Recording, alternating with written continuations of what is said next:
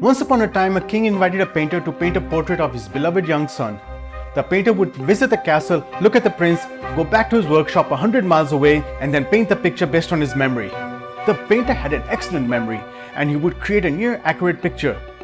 But by the time he finishes and goes back to the castle with the painting, the prince is already a few months older.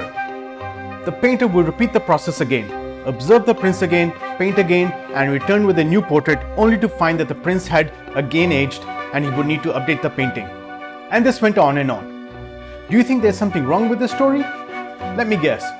Don't you think that the painter could have simply painted right in the castle, right in front of the prince so that he could see the changes in real time? Is that what is happening with your dated static data? Are you taking critical business decisions based on stale data and repeating the same mistake again and again? All this because you have a limited budget to spend? But what about the recurring losses? Is it possible to get data in real time without burning a hole in your pocket? Talk to us.